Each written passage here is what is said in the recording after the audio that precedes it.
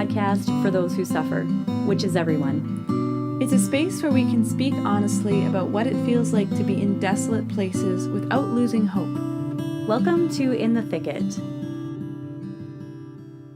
This week's episode, we're joined by Joe Goodwin, who shares about his experience of becoming a Catholic. He was raised in the Protestant faith and he became a Protestant pastor, was in a family of pastors, and he shares about the joys and the challenges and the sufferings and struggles of converting to Catholicism, what that meant for him personally and what it means in his life now. And we hope it's helpful for you. God bless you. Hey, everybody. Hello. Hello. Hi, guys. Welcome to In the Thicket. My name is Rachel, and I'm joined by my co-hosts. I'm Erin. And I am Nicole. Mm-hmm. And by a very special friend of ours, Joseph Goodwin. Hello, Mr. Goodwin. I don't think I've ever called you that, but well, hey. Hello, Dr. D'Souza. Not yet. Whoa. Almost Dr. D'Souza. Whoa. Not even almost. Sort of. You have a JD, that's good enough. Counselor? Yeah, that's right. There you go. I mean, pretty soon it's going to be that if you're on a plane and they're asking if there's a doctor, then you could say yes. A totally useless one. I mean, yeah, right. pretty. You're like, we think he's having a heart attack. Well, if the person's, this is really more, if the person's already dead, then you could stay prayers for them because of, theology degree. Right. That Sure. is Or true. maybe Actually, bring them dead. to life by praying for them. Oh, like all of Wow. these. I mean, we're kind of skipping over the fact that if they're still alive, I could pray for them also to get better. That's true. Yeah, for healing. But Right, like maybe yeah. from your seat and let like a medical doctor. Yeah. Yes, that is. Listen, we are so far away from that. And I am coming off the heels of an exam that was such a disaster, you guys, that this is very precarious ground that we're walking on, but I love it. I will take it, Mr. Goodwin, gladly. From you, I will take it. I will definitely take it. We are good enough friends that I will take that compliment. Mm-hmm. Thank you very much. But Listen, you should just smuggle Joe in next time you have to take it, because I was thinking that he's he could pretty totally- proficient in the theologies area. It is and very the true. philosophies. It is very true. I don't know. I feel like, Joe, we could pass. We could do some things and you could be Rachel for a day. I think There must be an AI app for that. I think so. I could never pass for you. I mean, we just look a little bit different. Like man, woman, that's one of the things. Significantly. Yeah. Yeah. Well, Yeah. beard. Yeah. That's, I've had my fair share of slightly more bearded days than others, but I've never quite managed. I was just at a wedding where the bride made a thank you speech, and she's like, "Thank you to my sister who flew all the way over here and waxed my chin." Amazing. It's real. That's great. I love that was in the thank yous. That's so great. That's so great. Funny. It's beautiful. Yeah. I also want to say that just acknowledge to our wonderful listeners, first of all, hi guys, we're so happy that you're joining us. We're extras I feel extra like skittish and just kind of giddy and stuff because we haven't recorded. This is our first recording of the season, even though it's not the first episode coming out. So That's right. I sort of feel like I haven't done this before, so I'm really glad, Joe, it's you because you're a good friend. And it's the first one with a guest of the season. Like Joe is our first guest of the season. Yeah. Which No pressure, is Joe. Amazing. Yeah.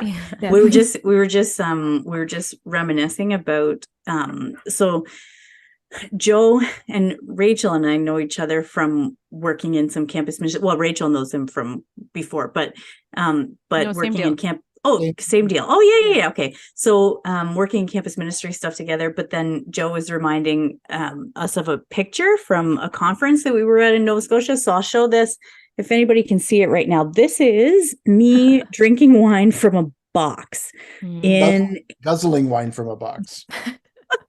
in Antigonish, Nova Scotia. So that was a pretty fun conference, though. And we already have posted this picture of Rachel on our Instagram, so I feel like I can show it. But for those who are watching on YouTube, there is a picture of Rachel. She is watching the Raptors at that point, because that was the year that they won That was the Oh, championship run. That was, But that must have not have been a good moment because your face It looks was like, not. when you have little classic pictures of like the 4 basic emotions of like fear and anger, Right.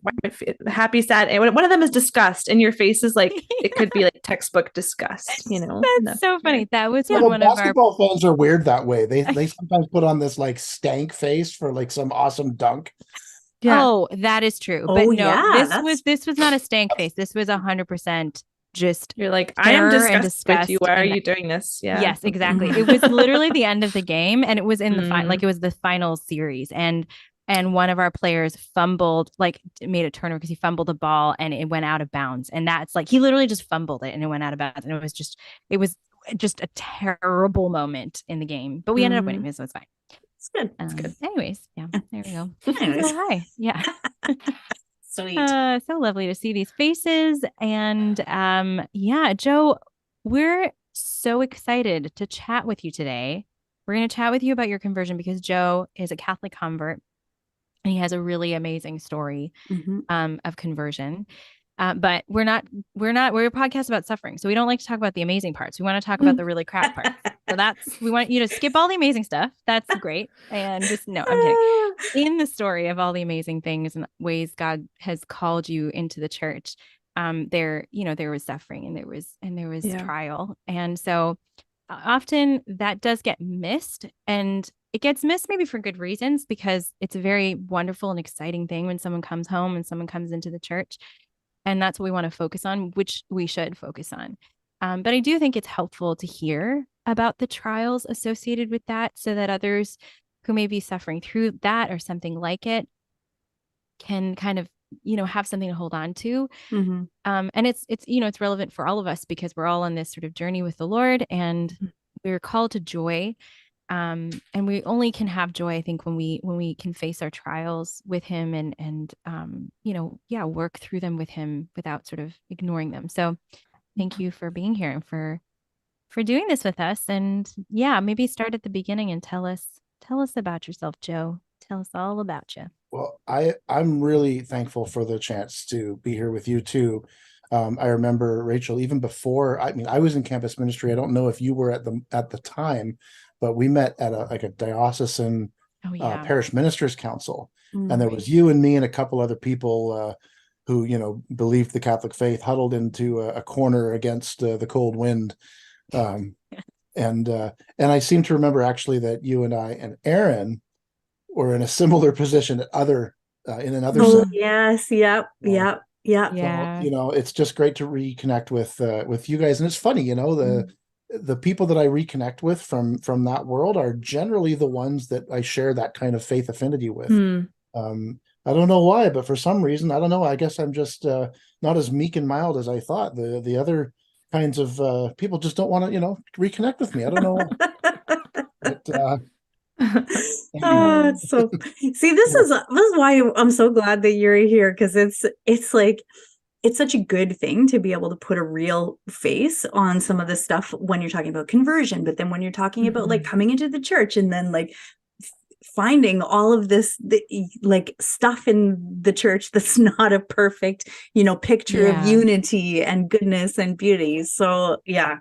Well, that's actually an element of the suffering that if you want to talk about suffering, it's an element of the suffering that kind of goes on, and it actually factors into my conversion, not because I was ever drawn to the sort of faction of the church that is, that isn't magisterial, that isn't, that isn't fully, that doesn't believe the fullness of the Catholic faith.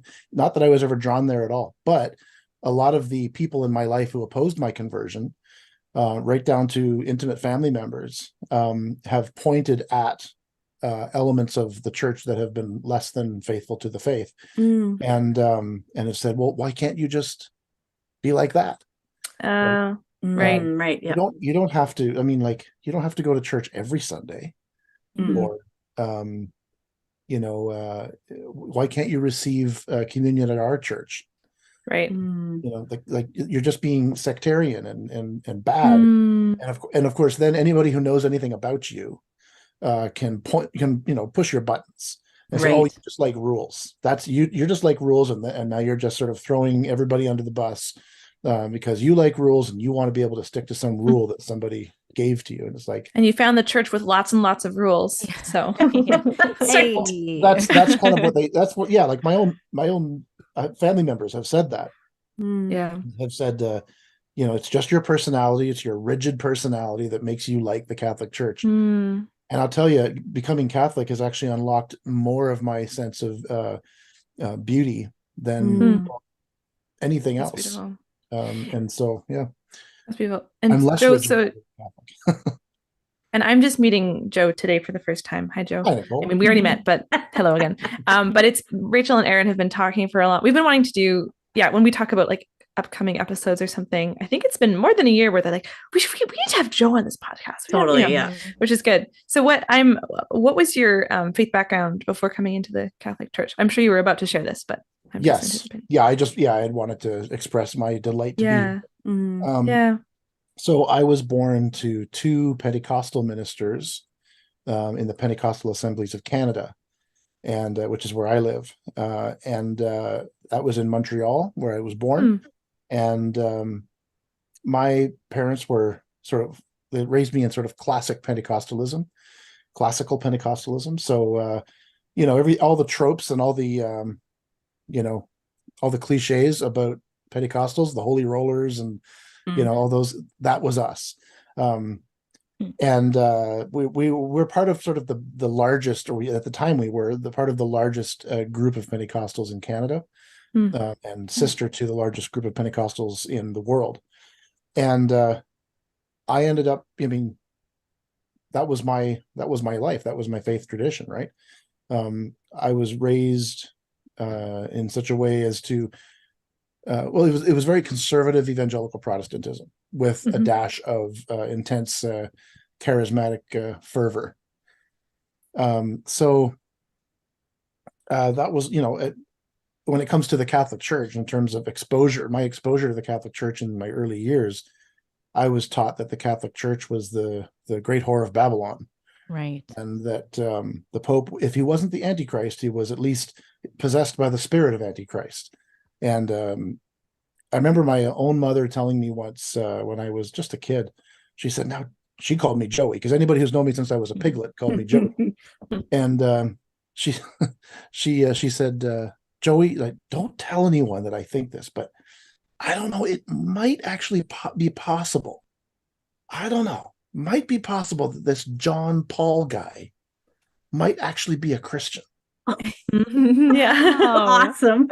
Yeah. That is awesome. I'll never forget her saying that. It's like, don't call me. Call Don't me tell crazy, anyone, maybe, but I think he might be a Christian. He might even be filled with the Holy Spirit. It's a little bit too far gone. But and I think it was because at the time, now Pope Saint John Paul II was encouraging the charismatic renewal, and so Pentecostals who appreciated that still thought. Which, if I can poke in there, yeah. So Joe, my upbringing was Catholic, but my parents had their kind of renewal of faith in the charismatic renewal. So my upbringing was very much like all the praying in the tongues and prophecy and all those things. So felt very Pentecostal, except also Catholic. So there's some certain things what you're saying. I'm like, oh yeah, like that's there's a lot of crossover with the charismatic renewal. In fact, the charismatic renewal brought a few Pentecostals into the fold early on, and as well, there was also the reverse, right?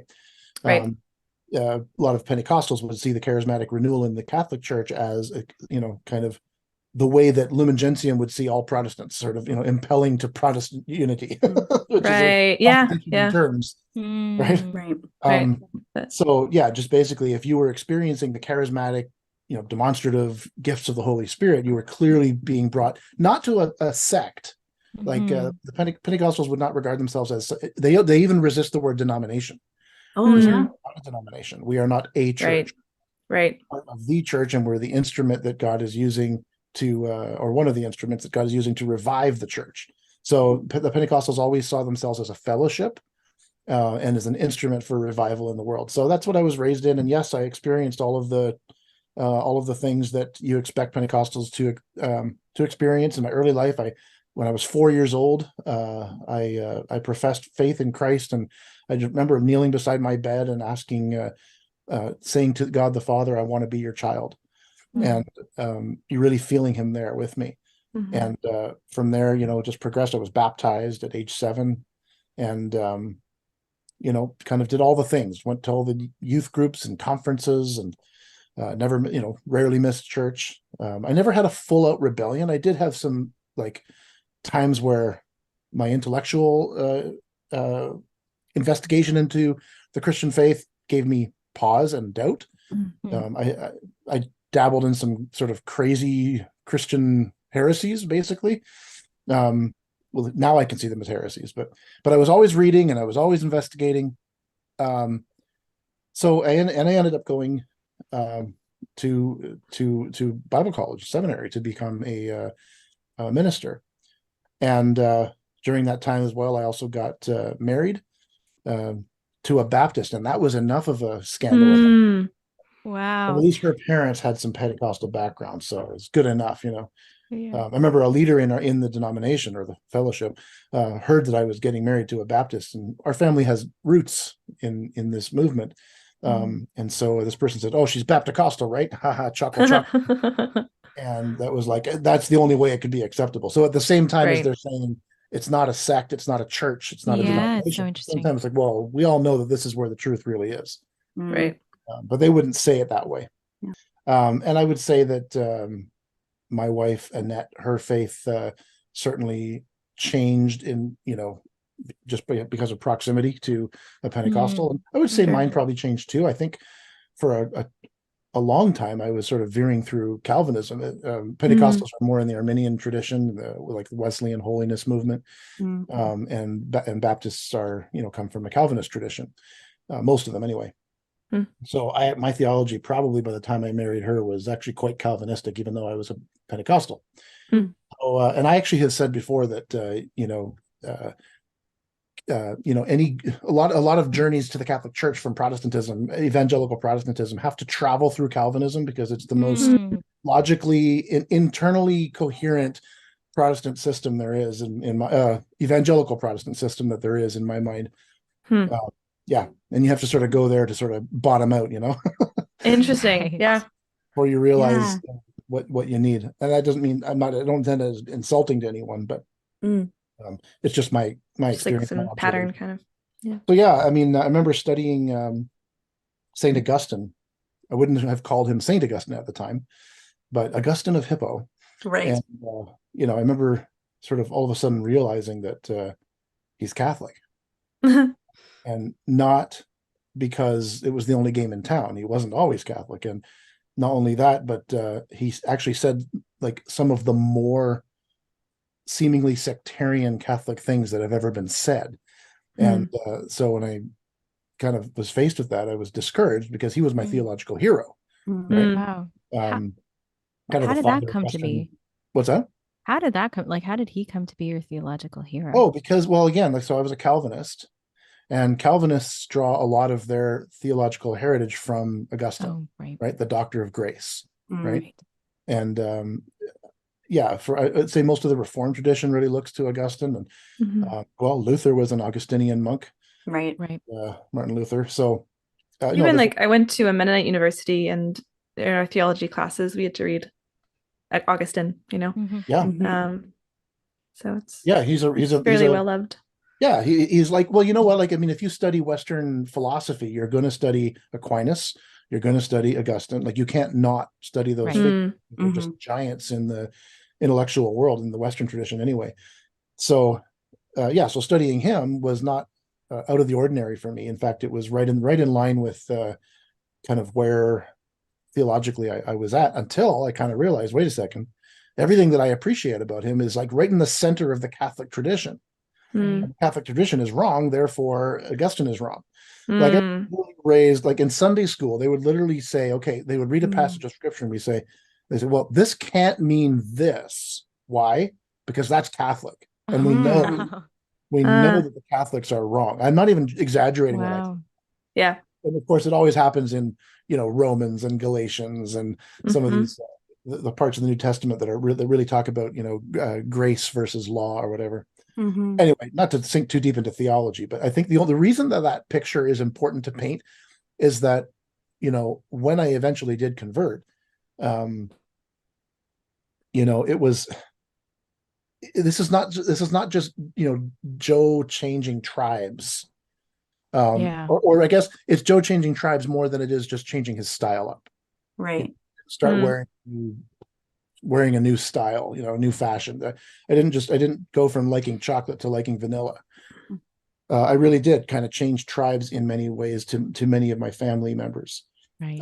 So when I stepped away from my studies and kind of said, "Oh gosh, Augustine, he's wrong. I don't know what's going on here." And at the same time, that my denomination of origin was having sort of an existential crisis in the sense that they weren't really sure what to call a Christian anymore. Where the Catholic Church has never struggled with that, with defining what a Christian is.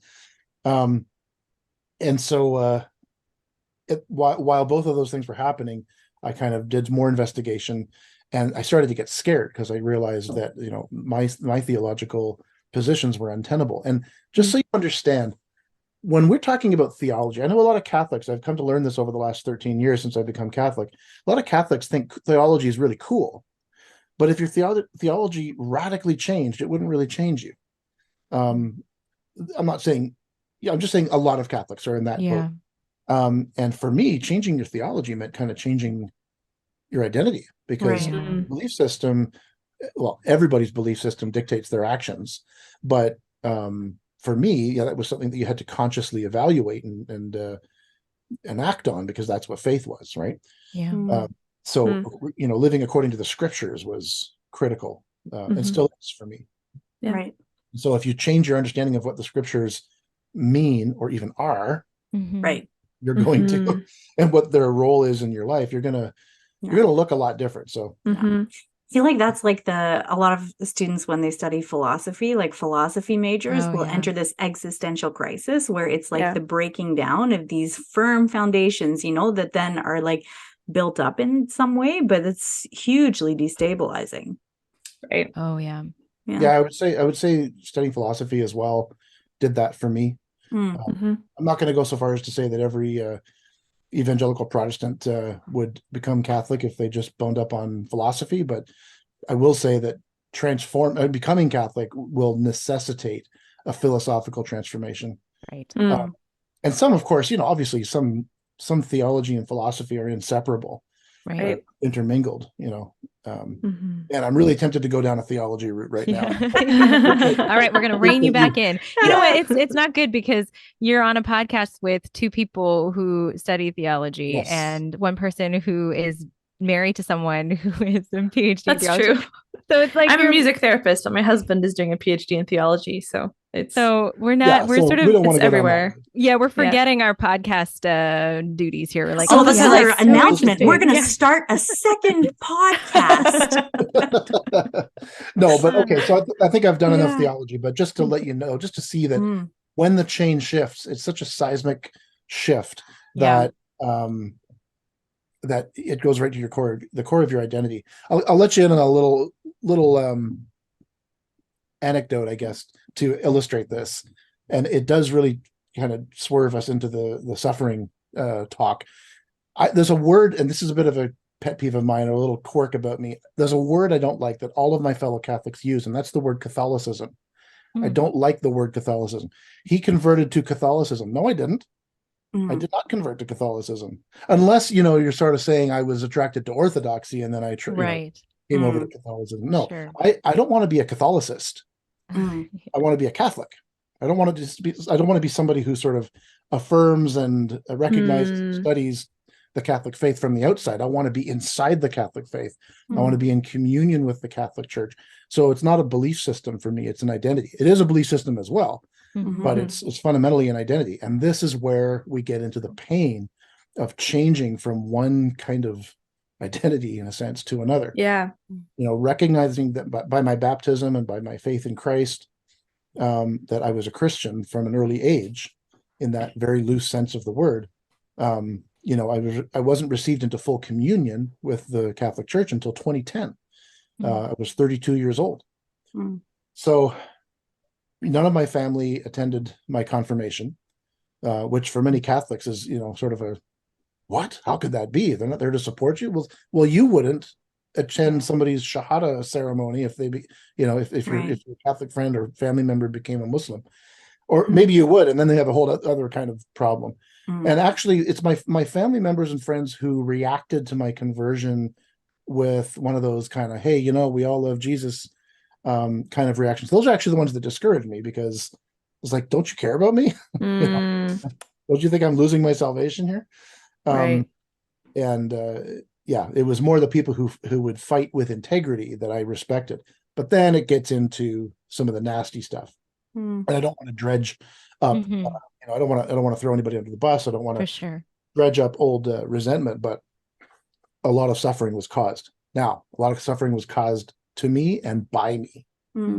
Right? I caused a tremendous amount of pain in my family, in my immediate family, right, in my marriage when I converted. By the way, little book recommendation. This is when only one converts by Lynn Nordhagen. Oh, wow. Each chapter is a story of a couple where one converts and how the life result, and they don't all end happily, right? At least not by the time of print, right. And so I could, if the book had been written during my time, we probably could have written a chapter. But it's, stories, other people's stories are so helpful in any kind of suffering, right? Yes. As you know, no matter what kind of suffering and what area that you suffer, to know that other people share that suffering is such an immense consolation. Yeah, it is a consolation for sure. So I made mistakes. Others made mistakes in response to my mistakes, and we're all wallowing in our human condition. And my, gross imperfection and, ever growing faith, right, from a limited starting point.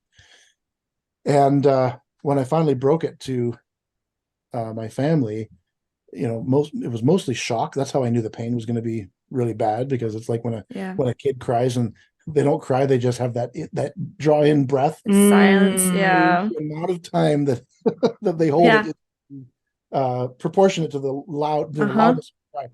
So that's exactly how it was. There's a lot of shock, and then anger and bitterness. I actually have lost friendships and like close family relationships, where now it's sort of at family reunions, it's sort of, how you doing, and then move on to the punch bowl. And some of those are harder than others, but they're all hard. And so losing relationships was a big one. Another one was just like losing kind of my career path. Right? I kind of had it all planned out.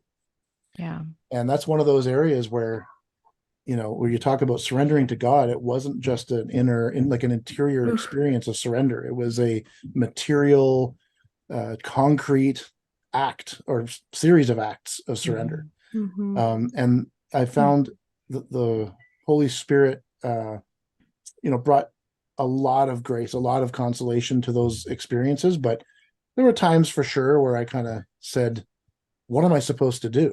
I cannot say no to Jesus. I cannot say no to Jesus. And yet I have this vocation to be a husband and father that I don't seem to be able to do. So one of the consolations that came through that was, of course, an actual circumstantial change. I was able to get into lay ministry that I didn't know existed. In fact, since a large chunk of my conversion was centered around a love of the priesthood of Jesus Christ being extended through not only the baptismal priesthood, but his own ministerial priests chosen to be conformed to his heart in a special way, and to extend his incarnation through time and space. I was so in love with that I just thought, okay, priests are superheroes, and to a large extent they are. But I thought, lay ministry, well, you would never want to break that laity clergy boundary, until I realized that no, all of the things that I wanted to do in Protestant ministry, I can actually do in a Catholic context. I just don't have the sort of pastoral role behind it, right, or the authority behind it. And it's actually, it has freed me to do even more. More different kinds of ministry. And that's actually one of the things I was really hoping to sort of say to your listeners today, which is this. I found that the fundamental question of faith, no matter whether you're taking your first steps toward, a belief in the transcendent, or you are Saint Therese on her deathbed, about to ascend into the heights of heaven, no matter, and every step in between that you ascend on the ascent of Mount Carmel, as it were, every step requires you to ask this one fundamental question. Just like, Nicole, that there's developmental tasks that that every person accomplishes in each stage of development. And I think spiritually, there are questions that go with each of those stages that have to be answered. The fundamental question of faith that has to be answered at every step, I think, is this: will you choose to believe that what God has for you is better than what you have for yourself? Mm-hmm. And, that seems so Sunday schoolish and well, childlike, and it is. Because ultimately, no matter how complex, how grown up, how highbrowed, how post-grad your issues of surrender are, ultimately it's like, listen, do you think that what God has planned for you is better than what you have planned for yourself? Your choice. And, if faith is man's response to God's initiative, I have to sort of say, well, yes, I don't have faith unless I say yes. I will choose to believe, as hard as it is, that what God has for me is better than what I have for myself. Yeah. So I can't say no to Jesus. And here I have this knowledge of, in fact, even an increased knowledge of this vocation I have, because vocation isn't really a word that evangelical Protestants use other than to talk about your material job. Right. So now discovering that I have a vocation, and there's actually an order of vocations, right? There's a higher and a lower set, sets of vocations. Realizing that my vocation to being a husband and a father, trumps just about everything else. Well, God, you haven't given me the means to do so. And then partly through circumstantial change, God gave me a job in campus ministry, actually. But also through an interior change. There was every suffering always whittles away at something in you, right? Yeah. For me, I already hinted at it. There was a vestige of clericalism that was deeply ingrained in my heart. I still have an incredibly high view of the priesthood. I kind of, if clericalism is here, I kind of just sort of butt against the ceiling of it. But I no longer I don't think anyway, I have a disordered view of the priesthood like I do. And that's actually why I work now in a ministry that helps priests, especially priests who are struggling. Which at some point I'm sure we'll talk about. But there was both an interior change and an exterior set of graces that helped me get through that sense of conflict. You never want there to be a conflict between following God and fulfilling your vocation. It's like, wait, that's supposed to be the same thing. Yeah. Right. Well, he showed me it was by getting rid of some disorder that was in my heart, and then also bringing the provision that I needed. It was a beautiful deliverance. So there was suffering there. That suffering is not there anymore. Yeah. The lifelong suffering is a suffering that I continue to experience and inflict. And that's our marriage. We've been married for 23 years. Doesn't look like that's going to end. How many kids do you guys have now, Joe? 7 kids. 7 kids. That's wonderful. Yeah. We decided to keep them all. That's great.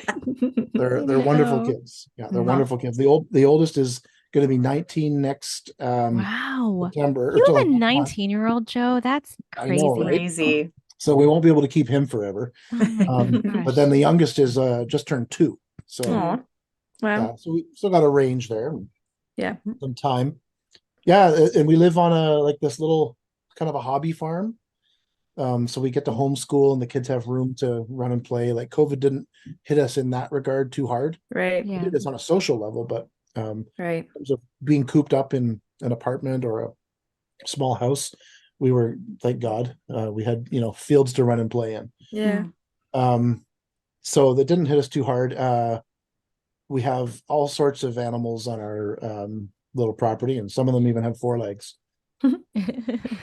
Chickens, cows, a horse, we used to have goats and bunnies, not that anymore. But anyway, so we have a good little setting here. We're on a river. We've got a hay field and a big garden, and so part of that is preparing for the apocalypse, right? Got to be 100%. I was just gonna say that. I still have a mental note in my head. I was like, when society collapses, I'm going to Joe Go to and Ed's Joe's, house. yeah. I'm going there. I'm gonna hang out. I have my life straws, my like water filtering straws, so we can drink out of the river behind there. Nice. Yeah. We've got our water purification kind of emergency stuff. Yeah, ready to go in case we lose water. Yeah. Anyway, so that's Mhm. our setting. We're just outside of a city too, so we have all the amenities you would expect from a city, just kind of 10 minutes away. So Yeah. That's awesome. we're really lucky that way, really blessed. And that was another relief of suffering as well. But that's maybe a story for part 9 of this podcast. But yeah, the suffering continues because our children. People always say, "Are your children being raised Catholic?" And I always kind of respond with a big sigh, because not only is the answer unfavorable, but asking the question is indicative that a person doesn't really get this kind of experience. And that's its own kind of suffering, right? It's like, okay, someone's trying to accompany me is trying to accompany me in this journey of pain, but you don't even get it. Because to ask that question presumes a certain level of, I don't know, it's something I've observed in the Catholic world that I don't even know how to put my finger on. When you have a Catholic marrying a non-Catholic, and then they agree on how to raise the children, I'm like, the practice of the Catholic faith for me, although I use the word practice, isn't merely a practice. It's not what religious observances are we going to, force our kids to make. What sacraments and what camps and activities and that's not what it means to me to raise the kids Catholic or raise the kids Protestant. And so my wife and I have never said we're going to raise the kids Protestant. She would bristle at that idea. What do you mean raise them Protestant? Yes, we're also raising them non-Muslim. We're raising them non-Hindu. Like, what does that even mean? No, we're raising them in the fear and admonition of the Lord. We're raising them to love Jesus above all things. But that's not an excuse, because it breaks my heart every single day that they're not Catholic. And that's a function of just the religious division between me and my wife. Yeah. Sure. And so when somebody asks the question, it's like, you're assuming that we just have this kind of practical division between the two of us. No. This is a division that runs very, very deep. One that's almost sometimes seems hard to bridge. It's not just how we're having the kids run their lives.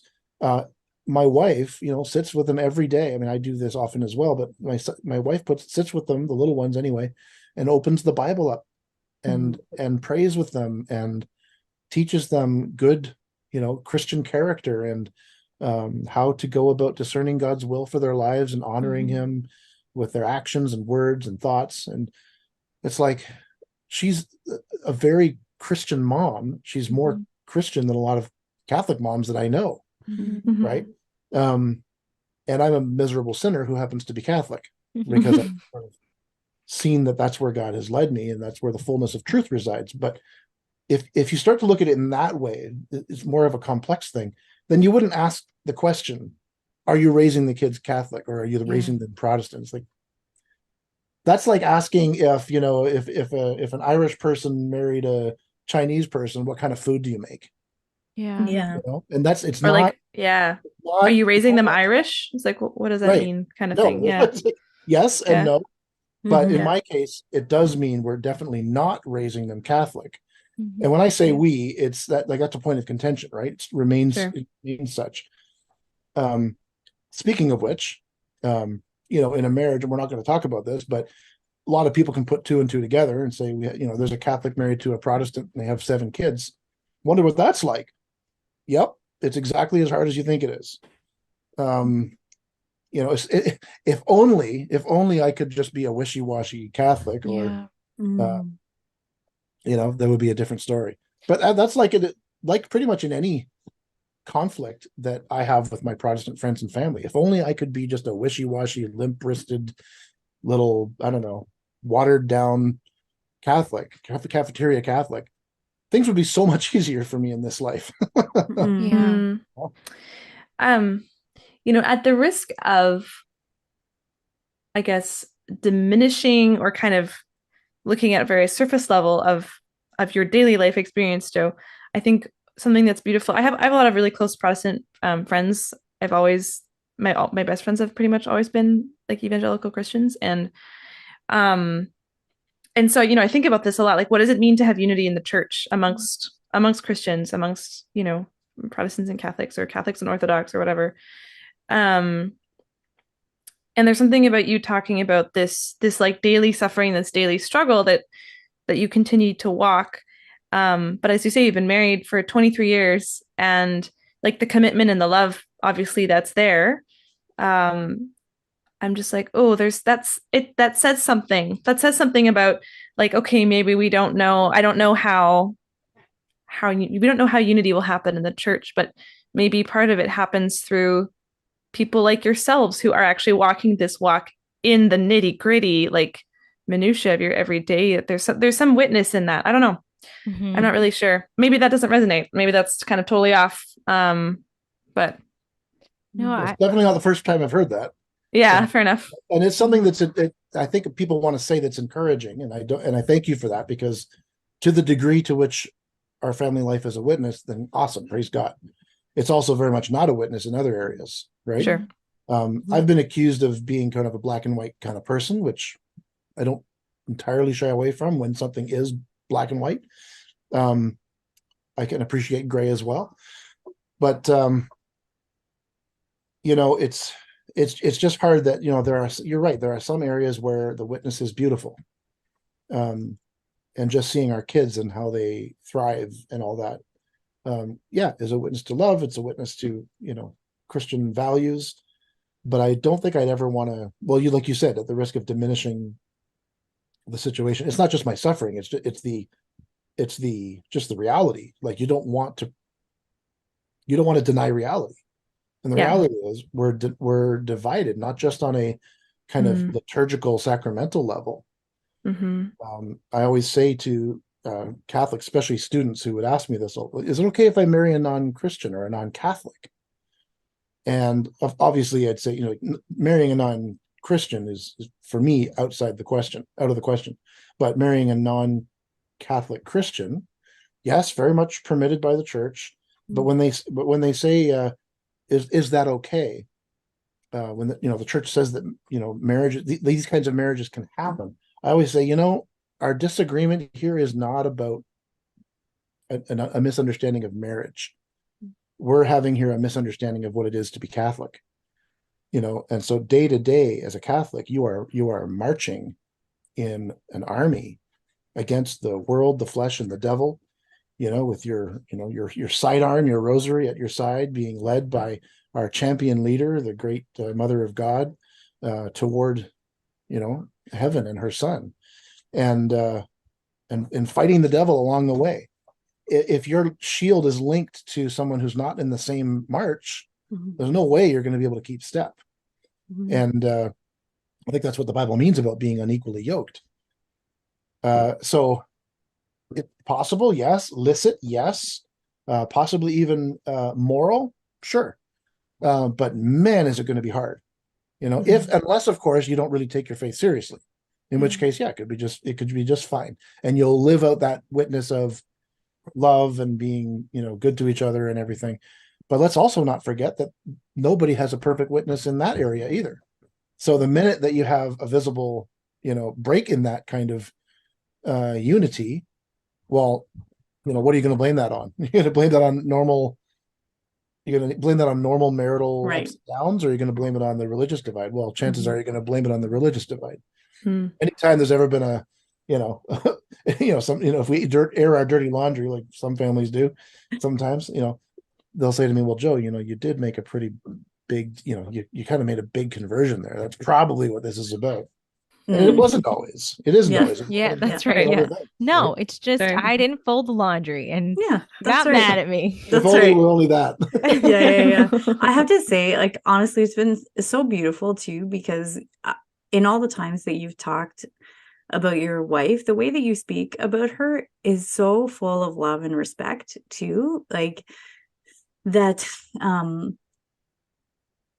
like, I think the like the tension of giving yourself to someone fully and like self-donating, like totally, completely, when there is something like it's totally not the same. But I can just remember one Christmas when I had this conversation. It like makes me tear up to this day. Like I had this conversation. Okay, so my family Christmas, just to let you all know, is basically my family used to come over to my mom and dad's house now, and we would eat like a big meal, and then we played poker for money. That's like what happens on Christmas, because none of my cousins are practicing. And so I ended up having this conversation with one of my cousins about, it was about homosexuality and transgenderism, because she was asking questions and all of these kind of things. And it was like, it wasn't a bad conversation. It wasn't a good conversation necessarily. It was a conversation. But I just remember after that feeling so acutely this deep pain that there was this like chasm in this like understanding and this being able to share in like a communion that was very real. Like it was super real to me in that moment. And it makes me think like a lot about disunity between Christians, but that's what it made me think about here, because it's true, because you could be in the same page as everything in terms of how you want to raise your kids or what you wanted to, like all of these kind of things. But but carrying that cross is a very particular cross, especially with the person that the Lord called you to be married to before this happened, right? Like, it's not like that was out of his plan or out of his, all out of his will, so to speak, his permissive will, however you want to call that, right? So that's a very particular cross to carry. Yeah, it really is.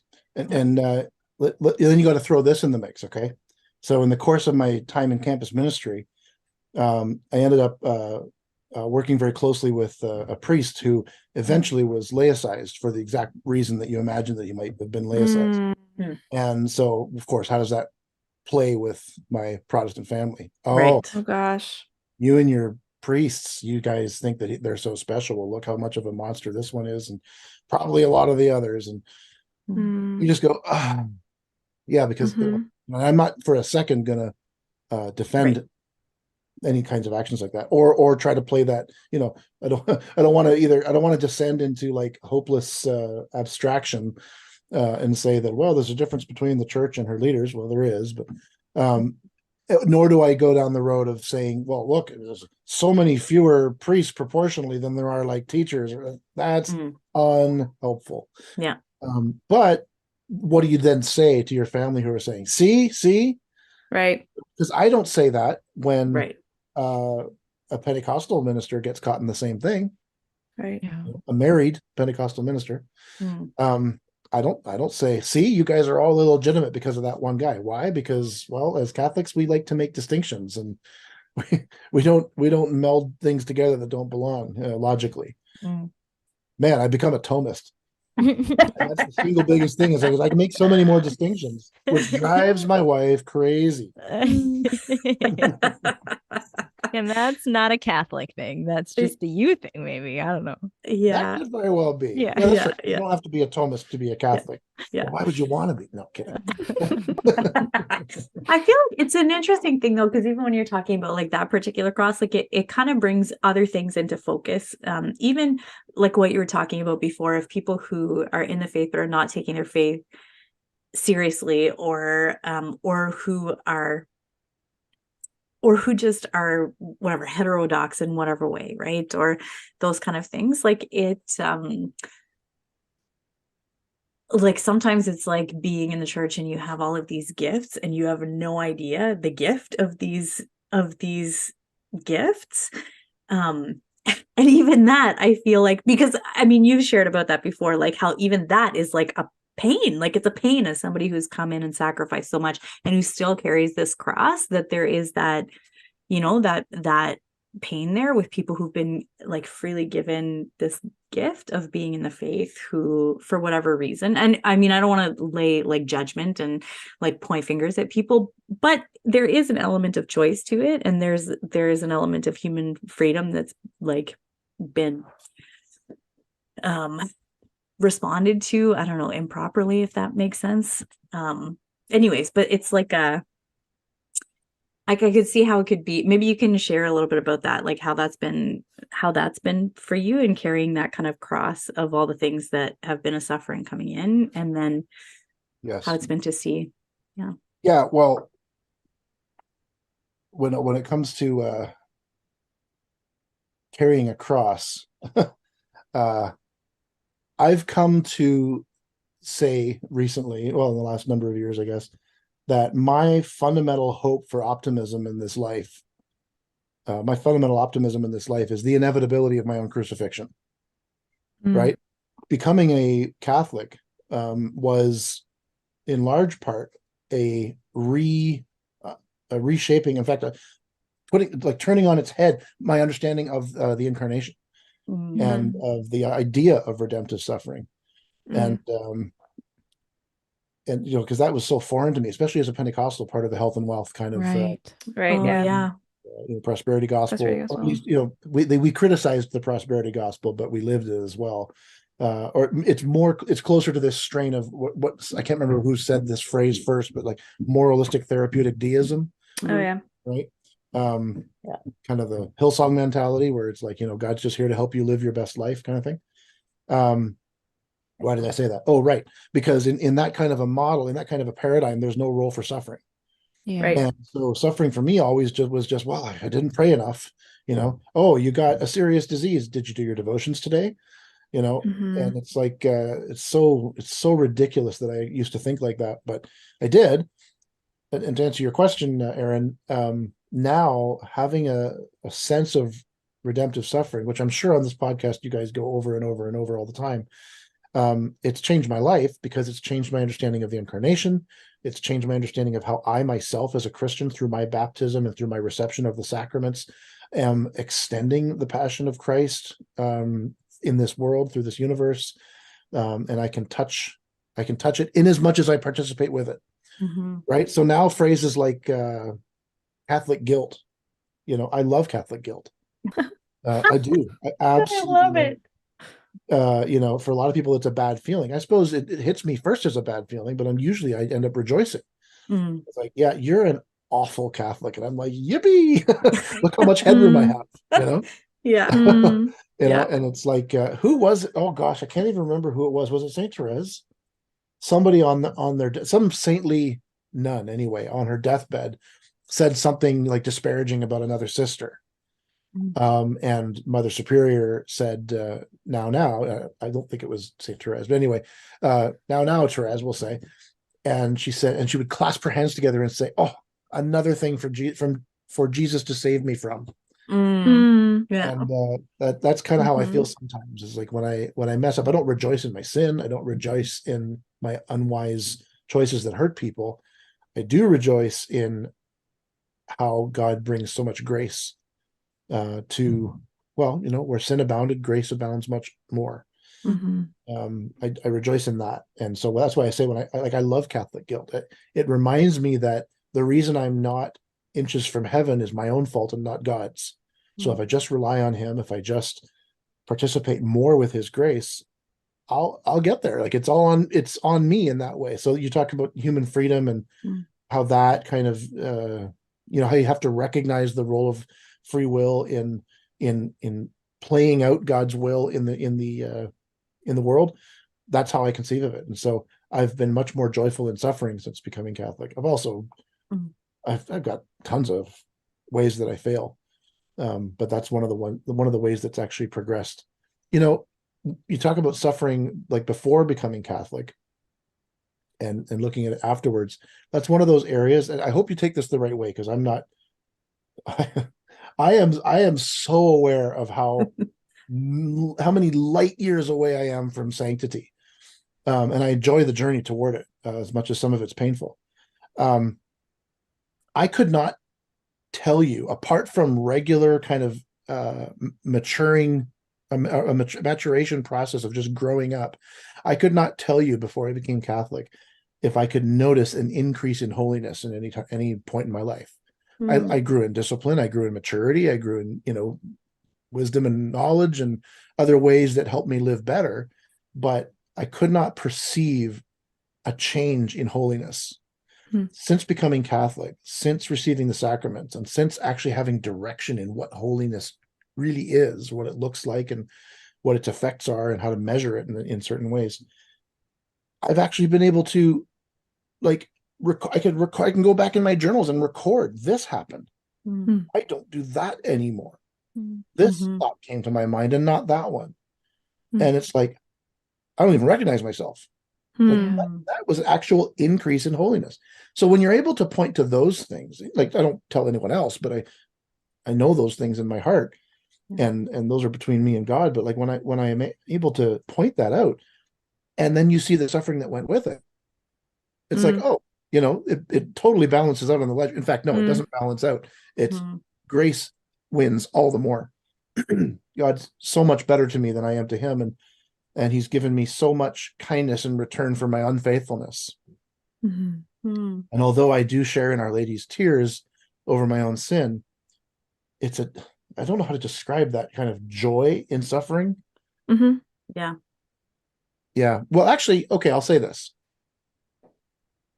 This is probably one of the last stories we have time for. I remember going through a time, this is shortly before God gave me a role in lay ministry in the church. I was really down, really, really down.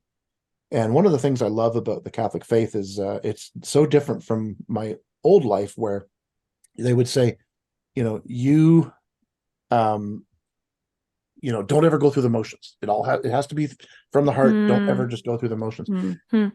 Well, as a Catholic, I recognize you better go through the motions. Mm. You'd better, whether you want to see it as fake it till you make it, whatever, but your actions actually cause a difference, right? Right. And so one of the habits and the disciplines I had developed was always, if I'm driving alone in the car, I would always make a habit of, that's when you're going to praise God, when you're going to sing to God, when you're going to you don't have to necessarily be asking for anything, just praise and glorify God with your words and in your thoughts. Well, I did that, and for like 9 months or so, it was completely dry. I did that, but it was like totally going through the motions. Mm. And I hadn't heard from God in about 9 months, and it was excruciating. Mhm. And then I'll never forget the day when he broke in, and it was while I was doing that. You see, I had a hard time trusting God, not in principle, but I don't know, maybe I'm just too practical or something. I don't know what I was trusting God for. Mm. Yeah. I was saying to Rachel, if I lend you $10 and you promise to pay me back tomorrow, and I believe that you're going to do that, I trust you for that $10. I know that's what you've promised, right? But when it comes to God, well, what do I trust him for? Well, I trust him to be who he is. That's what I know I can trust him for. But he is a shepherd and a judge. He's a father and the coming king. Like he's all of these things that seem to be not in harmony with each other sometimes. Mm. And I said, well, what am I supposed to trust you for other than that? And he broke in when I was praising him in the car one day, and he finally told me the other thing I can trust him for fundamentally, which is that I will be who he wants me to be in any given moment if I participate with grace. Mm. And that means I have an access to a portal to perfect happiness, no matter how imperfect I am. The sin is not what makes me who he wants me to be, but my level of perfection at that moment is actually who he intended me to be, just like an embryo is at the level of perfection that God intended an embryo to be at in that moment. God is teaching us our entire lives, and I'm right now who God wants me to be with all of my imperfection, as long as I participate with grace. Mm. So that's the other thing that I can trust God for. He kind of showed me that, and it wasn't long after that he brought about the job that kind of saved my interior life. Mm. So I don't know what question I was answering, but it was about anyway. So That's beautiful, though. That's beautiful. Yeah. Yeah. Yeah. I think a the few God winks. yeah, but I have like before a we one. I know. Oh. I was like, I had another question too. Go, Rachel. Oh, go ahead. Sorry. Oh no, you asked your question because I think I just have, I just wanted to reflect on some things that Joe said. So you go first, Aaron. What were you going to say? Mine was just, I want to know what you're doing now, what kind of work you're doing now, because you had said something about that earlier. So just before we go, I'll put that on shelf. Now you go, Rachel. We're great podcast hosts. We're fantastic at this. No, I mean, I think that, the first thing that you said, about the question that is kind of present at every stage of our spiritual lives of whether what God has for me is better than what I have for myself or what I would plan for myself. I think, and then you talked about the cross, like, your greatest hope can be that like you're in your own crucifixion. And that seems like, I feel like some people, it's familiar for Catholics, but I don't know if everyone listening, to be fair, we don't know if everybody listening to our podcast is Catholic. So if you're not Catholic, we're happy you're here. And I think that might sound weird to someone who's maybe not a practicing Catholic or not Catholic. And even to Catholics, sometimes people say to us, like, we don't want to glorify, like, we want to be like morbid about the suffering, and in the sense of like, we're not glorifying in suffering for suffering's sake, but what is the crucifixion? What is it really? And what is redemptive suffering really? And it really, I think, comes back to that first question. It is really that I trust, like, going to his death, what the Lord was really saying was like, I trust the Father. My, like, the plan that the Father has is the most beautiful plan. It is the best plan. And I think what your witness is in your marriage and in your life is this, that when you say that my hope is in this sort of crucifixion, it's really that it's again, that first thing. It's, I really, really, really do believe that the Father loves me and that what he has planned for me is what is good for me, is what is truly good for me. And I think, I mean, in our conversation in many episodes, this is basically what our podcast is about in a nutshell. Like, we could just do we could just like have one episode and say this, and that would be what we always are actually saying. And we're just feeling called to say it again and again and again in every episode that we do. But really what it is that I don't want to get fixated either on relief for my suffering as like, that's really the answer. But neither do I want to get fixated on my suffering as if like, well, I guess this is all I have is like clinging to the suffering that I've been given. There's this, and you and I talked about this, Joe, and sort of like when we connected about doing this episode, there's this sort of this middle ground with the truth where I accept the suffering that Christ has for me because there is some good in there. And it allows me, if I can accept it in a certain way, like a child accepts something from their parent who loves them, it allows me to keep hoping, for the desires and the good things that God has put in my heart, because it is so painful. Because I mean, the fact that you are married today and you're still married and you have your 7th beautiful baby is a word of sort of conviction in the fact that you are hopeful in what God is calling you to in this vocation, that it is not just this experience of division, which is so real and so incredibly painful. And it is very difficult to have that hope. Holding on to that hope it's not for the faint-hearted. It takes real courage. And it takes real courage because it's hard to trust the Lord when you have a cross that you've been carrying for a long time. It's hard not to it's hard to not to hold the cross like it's all you've got. And that that this cross isn't an instrument of redemption. We sort of sometimes, I think, when we talk about suffering, forget why the crucifixion is our sign of hope, that it is actually a sign of hope, Yeah. We forget that the Lord tied it to love. Yeah. Like the cross is based in love, if nothing else. Like that's the thing that it's based in. And if you divide it, like if we lose sight of that Jesus tied suffering to love on the cross, then it just becomes a futile instrument of torture, which is not the Lord's plan for anything, and joy. Yeah. Yeah. For the joy set before him, he endured the scorn of the cross. That's right. Yeah, that's right. Yeah. Yeah. Something, Aaron, that you say a lot is like, because of the resurrection, like that is the hope of the resurrection, is that there is no suffering, that in Christ we don't have the hope that there will be resurrection. Yeah. And so that's maybe where that comes. I can think of just times of suffering in my life, where there then was, like you say, those moments were like, oh my goodness, like I am so much more free in XYZ way, or there's this growth that happened, or this new resurrection in my life. And I wouldn't have had it without going through that.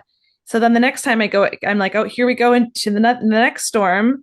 There can be that moment where you're like, okay, but what is God doing in this? Even if then when you get into the daily sort of grind of it, it doesn't always feel so like hopeful. But there is that truth, that it is that we're allowed to hold on to that. We're allowed to have hope.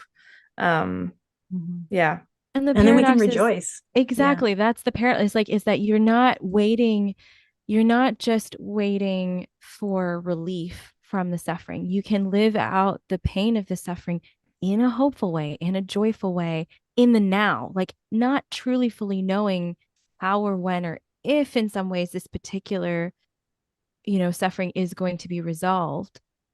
And I mean, in that, I think, we continue to listen to the Lord and ask him for guidance and pray for how it is that we should pray through our crosses and ask, like how to live them in the moment, because maybe we are supposed to pray for relief, and that is a good thing. We should pray for relief if we are called to, but some people maybe they know there's no relief from the particular cross or some other circumstance like that. But there is, because in the moment, the Lord is doing something like now.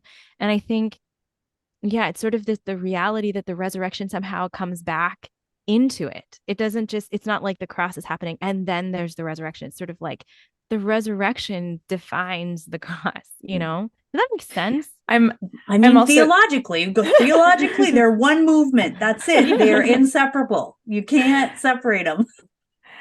My husband and I go to a Byzantine Catholic church. And so now I'm listening to all this and I'm like, it's a mystery. Yeah. Like beautiful. Yeah. It's really that prayer, like what you're saying, Rachel. Father, let this cup pass from me, but not my will, but yours be done. Like the Lord prayed for that, he prayed for suffering, like for whatever cup was coming his way to be spared him. But then he submitted himself to God's will.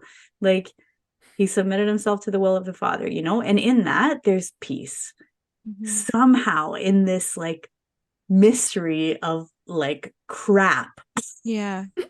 There's something, Joe, you said to me in our conversation and everything that you said, I had a chance to chat with Joe a little bit, and we were just, we just hadn't talked in a long time. So we just, all right. So let's be honest. You talked for 2 hours. We talked for 2 hours. Yeah, exactly. And that is just, I feel like that's a typical Rachel Joe conversation that, we only I think really it's a typical Rachel anybody conversation. Maybe. That's 100% that true. Is spoken like someone who knows me a little too well.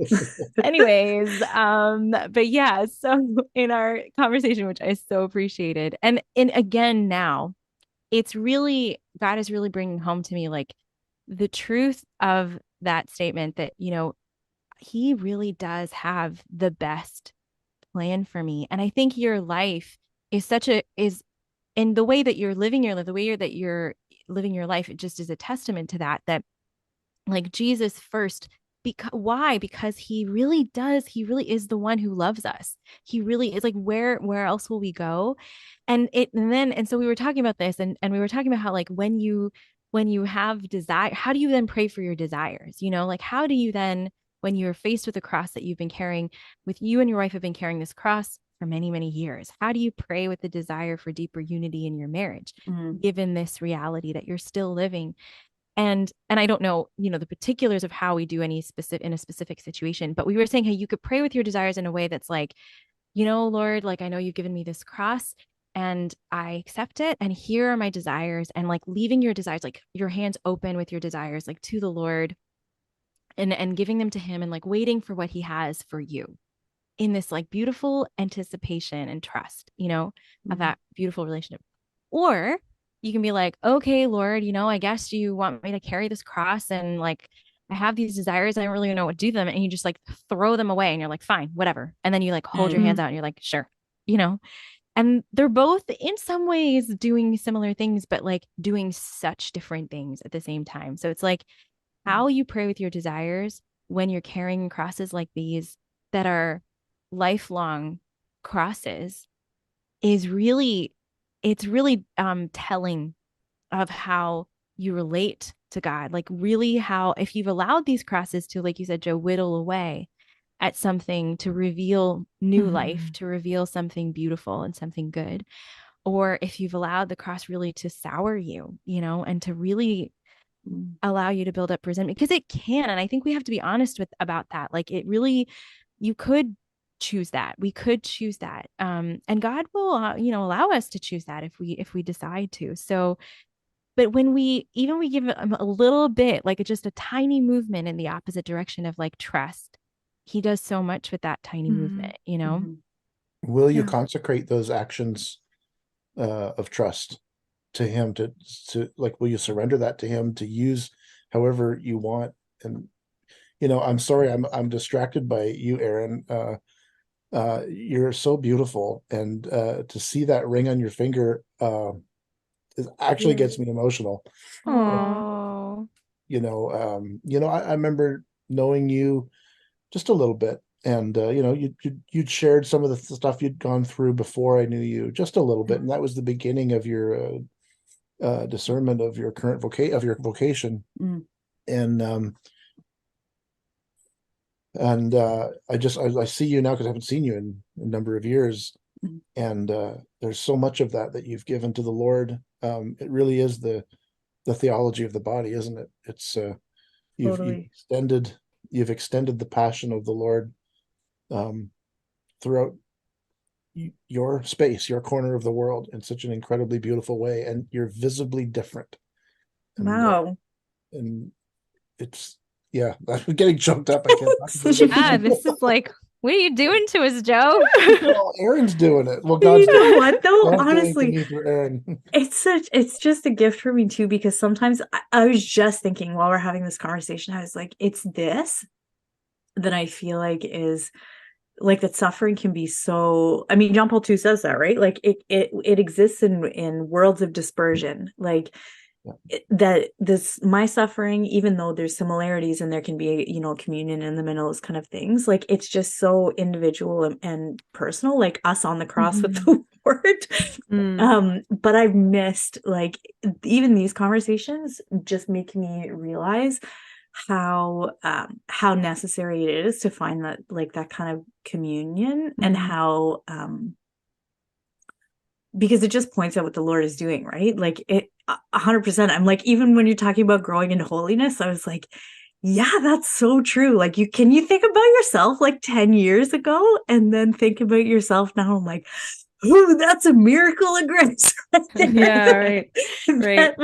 What's happening? Because it's so true. Like I never would have thought like 10 years ago, or when I had my conversion, what is happening in my life now, or the sufferings that have come, or the things that the Lord has done, or but it's like, just to clue anyone in who's a brand new listener to our podcast, who's like, what the heck is going on? Like, why is everybody crying about Aaron's wedding ring? I don't get it. So Aaron's a consecrated virgin. I was murdered by my husband. What? I mean, it makes no sense. So yes, I'm a consecrated virgin. But I have before. So when I first got to know Joe, I was working full-time in campus ministry, and then I developed fibromyalgia, which is this kind of pain disorder and things like that. And then it became too much to continue working. And so that was all kind of happening right after my consecration, that got a lot better, which is funny because my consecration was on the feast day of the exaltation of the cross, which is also my baptism anniversary. And it was at her consecration that I met my husband. So there's lots of really beautiful things, that is about Aaron's vocation. How's that for a giant God wink? Wow. Yeah, right. Yeah, literally. There we go. Oh my gosh. Thank you for sharing that, though, Joe. Thank you for your witness, Aaron. You're so beautiful. She is so beautiful. Yeah, You guys, amen. It's true. It's you true. guys. I just want to say one thing real quick. Joe, I just want to thank you for your sharing, because I don't know you, right? So I'm just hearing all your story for the first time. And I think something that's really striking me, and that I hope is maybe a bit of as a consolation to some of our listeners too, is that you're so hopeful. You're sharing so many things that are so hopeful, but you're not sugarcoating anything. You're just being honest about, like, you're like, yeah, this is the suffering, and it's hard, and it's actually really, really, really hard, and it's suffering. And I think that's exactly what, I mean, this podcast, it's you're in the thicket, so to speak, right? Like, it's the reality of actually going through these things. And I think that is, yeah, I think that can be helpful, because, as Rachel was saying, it's so easy to either swing to opposite directions of, like, well, be like, oh, everything is going to be great, and so hopeful in this false, like, positive whatever thing, or to be despairing. And I don't hear, I mean, maybe you have moments of either one of those, as we all do, but I'm not hearing that from you. And I just thank you for that witness. It's really encouraging, I think, and also convicting in many ways. So thank you for that. Yeah. This is good. I want to hear what you're doing now, though. That's what, Okay, before wait. we go to Wad Kinks. I'll promise to tell you, but can you tell me, is the title of the podcast a reference to Abraham and Isaac? No. That would be Genesis 22, right? It actually came from John of the Cross. Is it Abraham and Isaac or the Backyardigans? Definitely the Backyardigans. That's fun. It came from actually the St. John of the Cross's, the second reading, the Breviary on his feast day, is a reading from him that's like, talks about the thicket of the cross, that you have to enter into much suffering, the thicket of the cross, to enter into the glories that lie beyond it. And that love is the boat that carries you over the river of suffering, or something like that. Yeah, that was a different thing. That was a different one, but from him. But it is St. John of the Cross. Yeah. We did an episode about St. John of the Cross. If anyone wants to know, you just had to out Catholic me. Yes, that's right. St. John of the Cross. Awesome. Okay, so what I'm doing now then? Yes. Is so I am currently the executive director of a small charity called Canadian Priests for the Third Millennium. A lot of your listeners in the U.S. probably would know Cardinal Dolan's book, Priests for the Third Millennium. And so we just sort of appropriated that. And so this is Canadian Priests for the Third Millennium. And what we do is, we find ways to help priests and seminarians and discerners, but primarily priests, to sort of get what they need that may or may not be supplied to them by their diocese or community, for their own health, for their own being conformed to the Sacred Heart of Jesus. So it could be anything from connecting them with mental health professionals to just starting fraternity groups, because that's a lot of isolated priests don't have fraternity. Pray for vocations. We need more priests in every parish. But those priests who are isolated as a result of this vocations crisis, they need help. And there's got to be something between a 3-day retreat and being in like a residential treatment center with reports being sent to the bishop. Right. Yeah.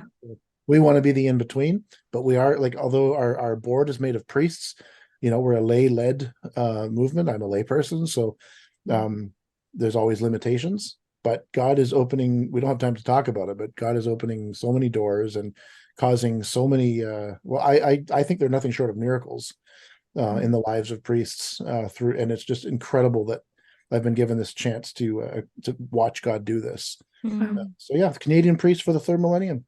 Canadian.ca. Nice. Okay, good. We'll link that in the show notes so people can look. And if there's any priests who are listening, then and they're interested in contacting, then they can touch base. That's right. God had to whittle away that latent clericalism in me, or else I would never been able to do this apostle. Yay. Pray for priests, everybody. Yes. Amen. Beautiful. Thank you, Joe.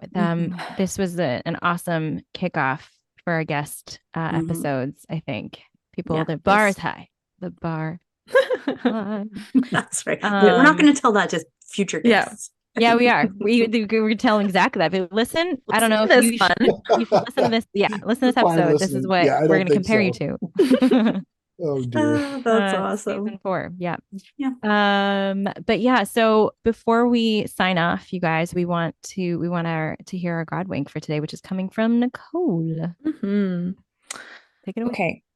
So my God wink happened last month in July. So I had a very busy summer, which I've probably talked about that on the previous podcast episode, which we haven't recorded yet, but we're going to talk about what happened in the summer. So little thing with time travel here. Okay. But a lot of travel. And so our last trip was driving from here, Nashville, where I live, up to Winnipeg, where we were going to a wedding, and then I was going to fly to Vancouver and fly back to Winnipeg and then drive back to Nashville with my good husband. But I was just, by this last trip, I was just tired and anxious, and we had two family members on Nathan's side who actually, well, it was like 4 people, but 2 different incidents of car accidents happened like the week before our trip, and everyone was okay, but it's still kind of scary. Yeah. And so I had this in my mind, and I'm like, oh my gosh, like I just got anxious about all the travel. So anyway, so we got in the car on the day that we were to leave, and when there's like clouds in the sky and then the sun peeks through and it's like rays of light shining on the ground, right? Yeah. The technical meteorological term for this, I know this because my dad's a meteorologist, they're called glories. Isn't that really? Ooh, yeah. Glories. So and cool. So as we were driving out of Nashville, early in the morning on Wednesday or whatever it was, we were just surrounded by these glories. And it was just this beautiful thing where it felt like, it's like, okay, like, I don't know. It was that thing where you feel like, okay, the Lord is smiling on me, and it's okay. Everything's going to be okay. Like, I don't need to worry no matter what happens. Not that everything's going to be perfect, right? There's a difference between this, again, the hearkening prosperity gospel. It's not like, oh, great, now this is a sign that nothing bad will happen. But it's like, no, the Lord is with us, right? Yeah. But almost every leg of my trip, so our trip there, then when I was going on the flight to Vancouver, and then it was like, I think 3 out of 4 legs, or at some point in every different leg, there was glories that were shining. Just like every time I had to go, and it was just this feeling of, I guess, me reaching the end of my like travel energy, and the Lord being like, it's okay, I'm with you, I got you. So that's my God wink. Glories. So cool. If you were a Protestant, you would have said that's that's a manifestation of 1 Corinthians 3:18, where we travel from glory to glory. Oh, there you go. Oh my gosh, that's a great pun. I love that. There's that's also a life pun. God was punning you. That is so fun. That's right. The heavens declare the glory of God. Yes, I'm sure there's all of these, connections. So you literally were traveling from glory to glory. Oh, that's true. Oh, I just got that. Yeah. It's so good. Took me a second. You know what? We needed a former Protestant on the podcast to sort of kick our scripture butts into scripture, gear. man. So that's right. Thank you, sir. Yeah. Thank you very much. That was cool. All right. Yeah. Thank you, Joe. You know that we all love you. Well, Aaron and I have loved you previously, and now Nicole loves you because there we go. Not possible not to. So it's impossible not. Yeah. Anyways, we love you guys listening. Thank you so much, and we'll catch you next week. Bye, everybody. Thank everybody. Bye. Thank you. Bye. Thank you for joining us for this episode of In the Thicket. If you like what you hear, give us a rating and hit that subscribe button. We have new episodes every Monday with more stories and honest conversations about life when the going gets rough, and the hope and humor amidst it all. We'd love for you to join our community on Instagram and Facebook at In the Thicket Podcast. While you're there, let us know how we can pray for you. God bless, and see you next week.